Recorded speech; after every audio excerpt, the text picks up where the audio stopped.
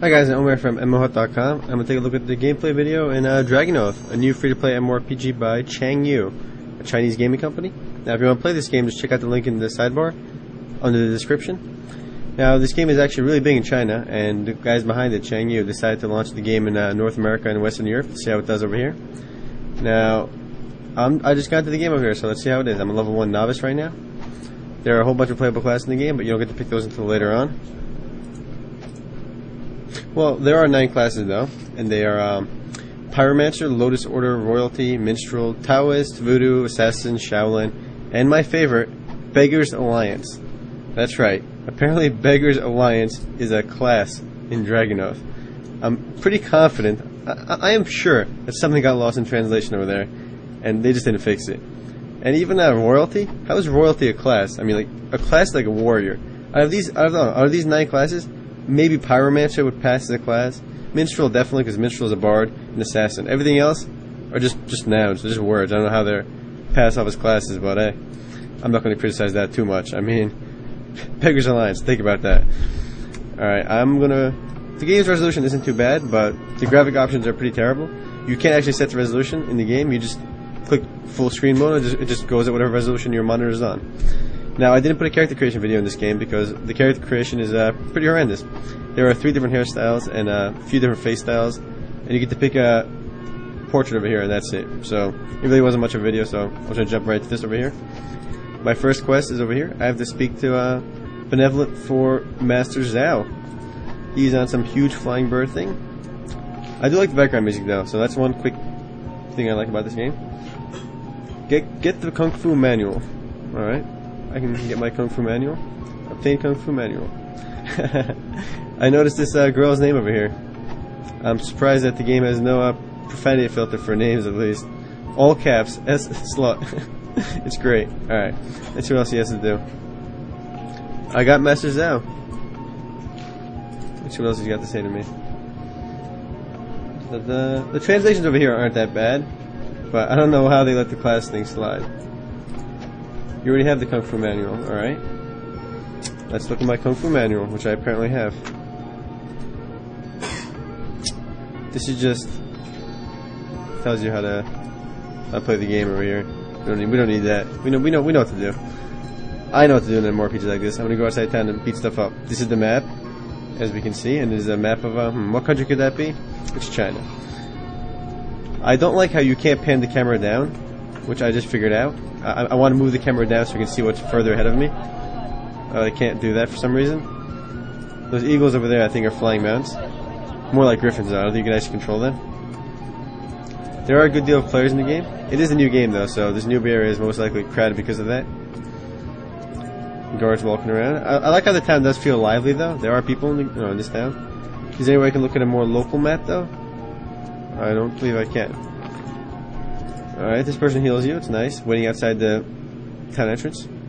This autopath feature I just noticed too. It looks a lot like the autopath feature in EU Demons Online.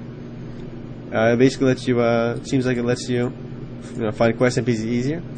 If you click Brilliant over here or Mr. Tsui, okay, you'll see my character run to that NPC that I selected. It's a nice little feature. It saves you a lot of time from actually running around, finding these NPCs and these monsters and the quests. Events you can do it, shops you can do it, so you won't actually have to run around on your own. You can automate that. Hopefully we can actually find monsters too, but I'm not sure. Let's go outside town first and try it. I'm going to Mount Infinity, I believe. And this whole camera not being able to pan down is really annoying. I'm gonna beat up these White Mountain apes. Yeah, that's right. Punch them. Punch those apes. I should equip a weapon. Well, I guess I don't need one. I'm doing a pretty good job. I love how in all these games, all these random animals stand and fight. Like you would fight a bunny. It's like it's not running away. It's just start fighting you. In real life, they wouldn't stand toe to toe with you. Let's see what I got over here. Do I have any equipment? I have a folding fan. I'll beat these guys out with my fan. Significant upgrade. I do like the level up animations. They look nice. Inventory, no, not inventory. The interface feels a bit old, but that is because the game is a bit old. but it did just it did just get released in North America though recently, and it's still technically an open beta as of this review. And oh yeah, I realized if you right click, your character will jump, although it serves absolutely no purpose because you can't actually jump over things from my testing. So it just kind of something to play with while you're bored. Like I want to jump. It doesn't even function very well actually. Alright, well, you can't always. There we go. The jumping's a little buggy. This is your Dali portal, which is basically a Hearthstone, it seems. Brings you back to town.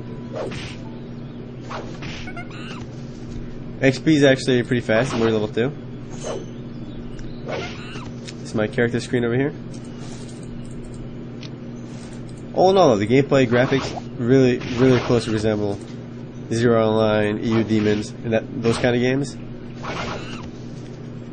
The company behind this, DQ Digital, actually publishes a whole bunch of other games in China, and they will most likely bring in those new games over to North America as well, which is good. There's nothing wrong with more MMOs on the market.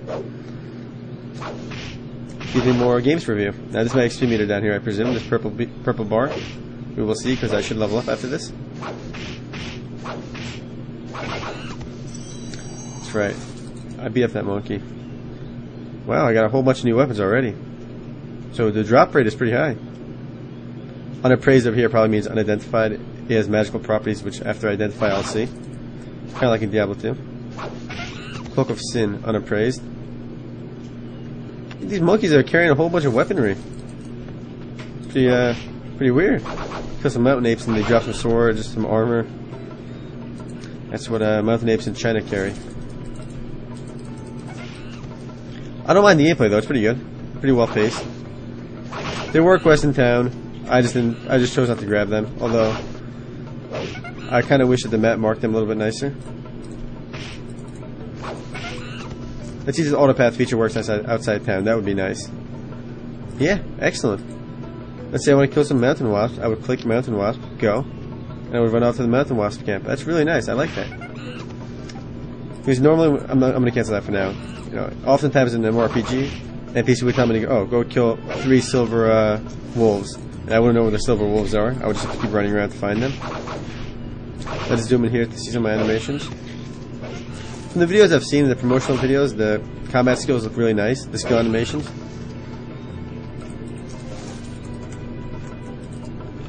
Let's see what else interface options I have over here.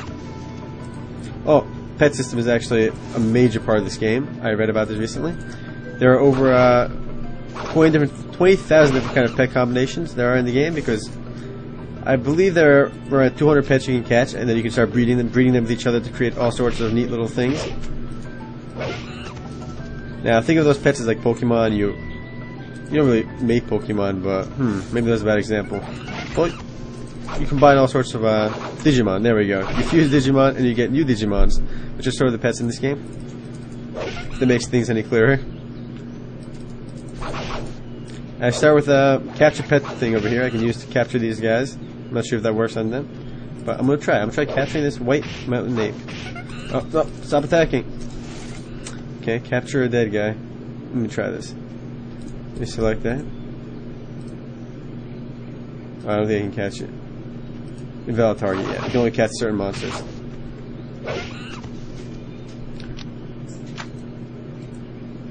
It's just a message on level 2. Yeah, this is nice. It tells you, go back to Master's Out. He'll probably give you another quest, which is nice. It does tell me when there's new quests available as I level up, which is always good. I like being informed of new quests. It tells me what equipment I should buy.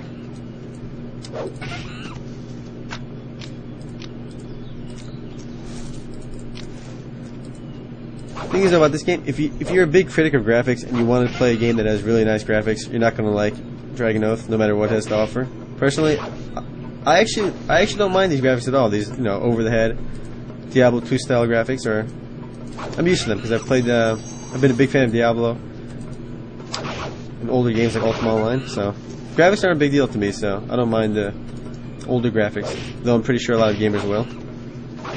Anyway, guys, that's it for now. If you want to play Dragon Oath, just check out the link on the sidebar. Later, guys.